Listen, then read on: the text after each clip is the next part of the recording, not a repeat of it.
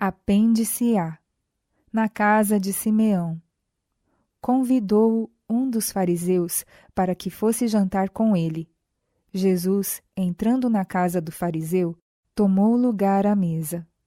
Cristo não tinha um lar que pudesse considerar seu. Aqueles que o convidavam consideravam-no pobre demais para possuir um lar. Mas cada casa era propriedade sua. Simão julgou que, ao fazer essa festa, estivesse honrando a Cristo. Mas, embora aquilo que ele ofereceu lhe pertencesse ao participar de sua hospitalidade, Cristo deu mais do que lhe fora oferecido. Ao sentar-se à mesa do fariseu, comeu da provisão fornecida por seu pai.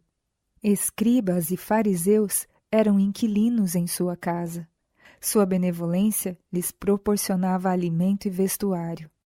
Caso não se houvesse tornado o fiador do homem, eles não teriam desfrutado bênçãos. E não somente as bênçãos temporais vêm dele, mas a todos os que o recebem, ele dá o pão da vida. Cristo comeu com publicanos e pecadores, como também com os fariseus. Quando era convidado aos seus lares, aceitava o convite. Nesse aspecto, ofendia escribas e fariseus, que pensavam que um judeu não devia esquecer-se do muro de separação que a tradição havia erigido. Mas com Deus não há seita ou nacionalidade. Quando era assim acusado, Cristo respondia: Não vim chamar justos, e sim pecadores ao arrependimento. Ele se colocava na própria avenida em que teria acesso às pessoas que pereciam, e plantava no coração humano as sementes da verdade, sementes que brotariam e produziriam fruto para a glória de Deus. Cristo nunca proporcionou luxo a si mesmo, porém permitia que expressões de respeito e amor fluíssem para ele. Tinha direito a isso. Nada possuía no mundo que alegasse ser seu, mas fez o mundo e tudo o que nele há. Por amor a nós, tornou-se pobre para que pela sua pobreza enriquecêssemos. Assumiu a fraqueza da humanidade. Pudéssemos abrir os olhos e teríamos visto que ele era mais forte que o poderoso guerreiro, mas nunca se esqueceu de que, pela avaliação do mundo, ele era um homem pobre. Sua humildade não era uma impostura, ele era a própria humildade. Reconhecido em figura humana, a si mesmo se humilhou. Quando qualquer um lhe prestava um favor, com celestial delicadeza, ele o abençoava. Não recusava a mais singela flor arrancada pela mão de uma criança e a ele oferecida com amor. Aceitava as ofertas dos pequeninos e abençoava os doadores, inscrevendo-lhes o nome no livro da vida. E eis que uma mulher da cidade, pecadora, sabendo que ele estava à mesa na casa do fariseu, levou um vaso de alabastro com unguento, e estando por detrás, aos seus pés, chorando, regava-os com suas lágrimas, e os enxugava com os próprios cabelos, e beijava-lhe os pés, e os ungia com unguento. Ao ver isso, o fariseu que o convidara disse consigo mesmo: Se este fora profeta, bem saberia quem e qual é a mulher que lhe tocou, porque é pecadora. Curando Simão da lepra, Cristo o salvara de uma morte em vida. Mas agora, Simão duvidava se o Salvador era profeta. Por Cristo permitir que essa mulher dele se aproximasse, por não a desprezar como alguém cujos pecados eram demasiado grandes para serem perdoados, por não mostrar que compreendia haver ela caído, Simão foi tentado a pensar que ele não era profeta. Seu coração estava cheio de desconfiança e descrença. Jesus nada sabe dessa mulher, tão pródiga em demonstrações, pensou ele, ou não lhe permitiria que o tocasse. Mas Simão não podia ler o coração do seu hóspede. Foi, porém, a ignorância de Simão acerca de Deus e de Cristo que o levou a assim pensar. Ainda não se havia convertido plenamente do seu farisaísmo, não percebera que, em tais ocasiões, o Filho de Deus devia agir segundo a maneira de Deus, com compaixão, ternura e misericórdia. A maneira de Simão era não fazer caso do penitente serviço de Maria. Seu ato de beijar os pés de Cristo e os ungir com um unguento foi exasperante para seu coração endurecido. Pensou que se Cristo fosse profeta, reconheceria os pecadores e os repreenderia. Lendo os pensamentos de Simão, Cristo lhes deu resposta antes que ele falasse, mostrando assim que era profeta de profetas. Simão, disse ele, uma coisa tenho a dizer-te. Um certo credor tinha 2 devedores. Um devia-lhe 500 dinheiros e outro 50. E não tendo ele com que pagar, perdoou-lhes a ambos. Dize, pois, qual deles o amará mais? E Simão, respondendo, disse, tenho para mim que é aquele a quem mais perdoou. E ele lhe disse, julgaste bem. Como fizera Natã com Davi, Cristo ocultou seu bem atirado golpe sob o véu de uma parábola. Lançou sobre o hospedeiro a responsabilidade de proferir a própria sentença. Essa maneira de apresentar a questão fez com que Simão se sentisse muito constrangido.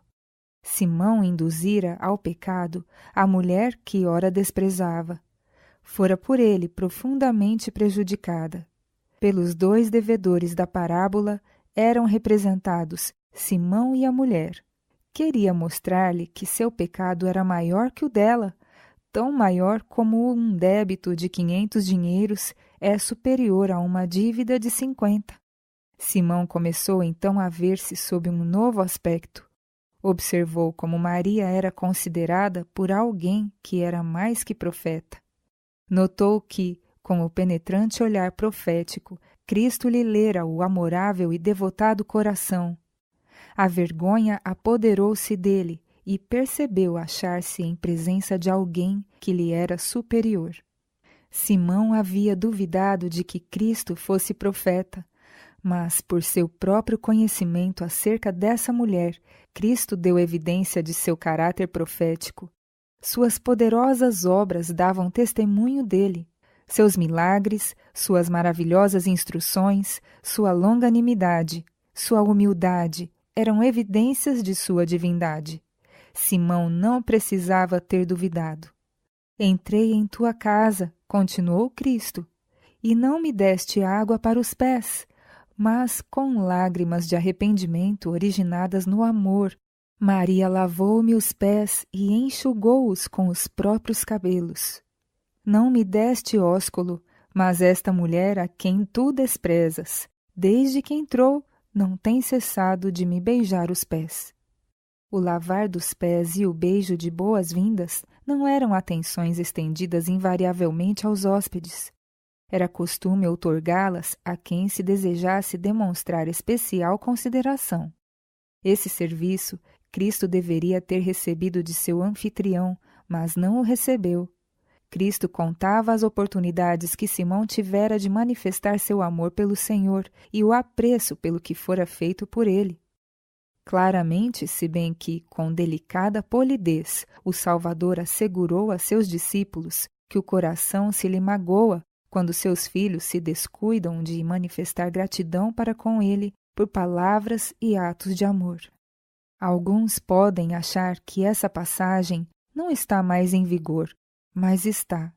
Escrevendo sobre mulheres que deviam ser honradas, Paulo disse que tem exercitado hospitalidade, lavado os pés aos santos, socorrido a atribulados, se viveu na prática zelosa de toda boa obra. Muitas necessitam de simpatia e apreço, mas aquelas que lavam os pés aos santos devem ter santificado discernimento para que saibam reconhecer um santo.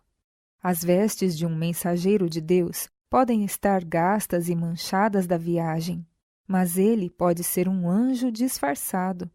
Sem serem reconhecidos, anjos falam com homens, dizendo palavras que são para a alma como a água da vida. Maria era considerada grande pecadora, mas Cristo conhecia as circunstâncias que a tornaram assim. Viu que ela possuía grande aptidão para o bem, Viu a melhor fase do seu caráter e sabia que, mediante sua graça, ela se tornaria participante da natureza divina e purificaria a alma pela obediência à verdade. Cristo poderia haver extinguido toda centelha de esperança na alma de Maria, mas não o fez. O perscrutador do coração lera os motivos que a levaram às suas ações e viu também o espírito que instigara as palavras de Simão. Vês tu esta mulher? Disse-lhe. É uma pecadora.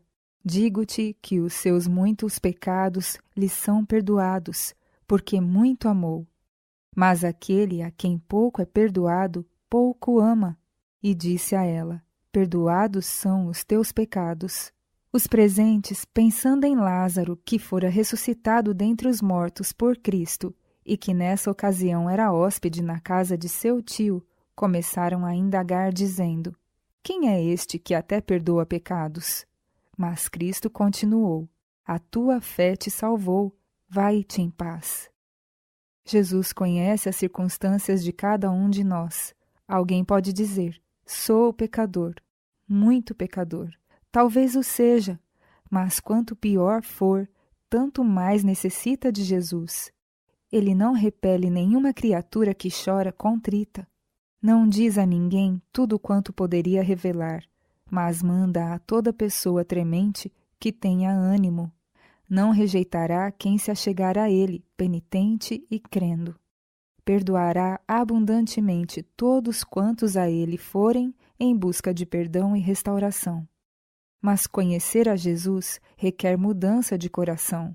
Nenhuma pessoa não convertida em seu natural estado de depravação ama a Cristo. O amor de Jesus é o primeiro resultado da conversão. É dada a prova deste amor. Se me amais, guardarei os meus mandamentos. Se guardardes os meus mandamentos, permanecereis no meu amor, assim como também eu tenho guardado os mandamentos de meu Pai, e no seu amor permaneço. Cristo poderia comissionar os anjos do céu para derramar as taças de sua ira sobre nosso mundo, a fim de destruir a todos quantos estão cheios de ódio contra Deus. Poderia apagar essa mancha negra do seu universo, mas assim não faz. Acha-se hoje ante o altar de incenso, apresentando perante Deus as orações dos que desejam seu auxílio. Quem os condenará? Pois é Cristo quem morreu, ou antes quem ressuscitou dentre os mortos, o qual está à direita de Deus e também intercede por nós. Deve-se amar a Jesus e confiar nele. A todos os que forem obedientes, ele conduzirá para o alto, passo a passo, tão rapidamente quanto possam avançar para que, em pé, ao lado do portador de pecados, a luz que procede do trono de Deus, possam respirar o ar das cortes celestes. Ao lado de seu grande intercessor, o pecador arrependido ergue-se acima da acusação e da contenda das línguas. Ora, quem é que vos há de maltratar, se fordes zelosos do que é bom? Mas, ainda que venhais a sofrer por causa da justiça, bem-aventurados sois. Não vos amedronteis, portanto, com as suas ameaças, nem fiqueis alarmados. Nenhum ser humano, mesmo unido a anjos maus, pode desacreditar os que buscam refúgio em Cristo. Ele uniu a pessoa crente à sua própria natureza divino-humana. Em seu ofício de mediador, sua divindade e humanidade estão combinadas, e sobre essa união paira a esperança do mundo.